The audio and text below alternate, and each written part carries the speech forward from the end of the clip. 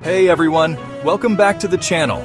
Today we're breaking down the key differences between residential and commercial wiring.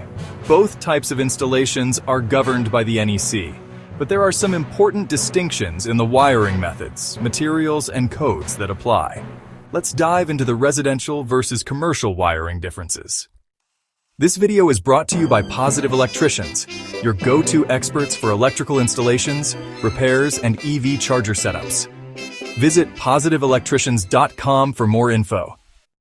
Let's start with residential wiring. The NEC treats residential wiring as more straightforward because of the relatively simple load demands and smaller spaces. Common wiring methods for residential homes include non-metallic sheathed cable, also known as Romex. This is the most common wiring method for residential installations.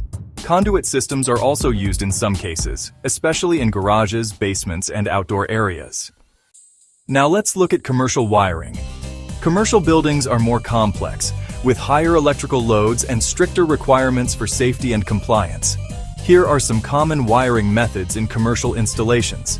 Electrical metallic tubing, a lightweight and easy-to-install conduit often used in commercial buildings.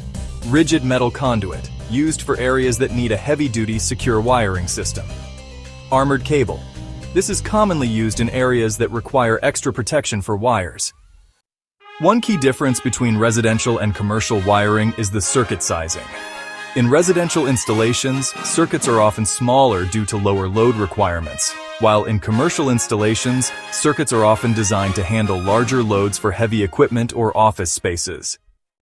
Service panel installations also differ significantly between residential and commercial wiring. In residential setups, you'll often have single-phase systems, whereas commercial buildings typically require three-phase systems to accommodate larger equipment and machinery. NEC Article 220 outlines the load calculation requirements for both types of systems. At the end of the day, both residential and commercial wiring must adhere to NEC safety standards, but the complexity, load requirements, and wiring methods differ. Commercial wiring demands stricter safety protocols due to its larger scale and the potential for higher electrical hazards. Need professional electrical services?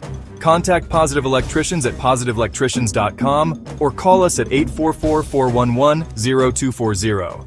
We're here to power up your home and business.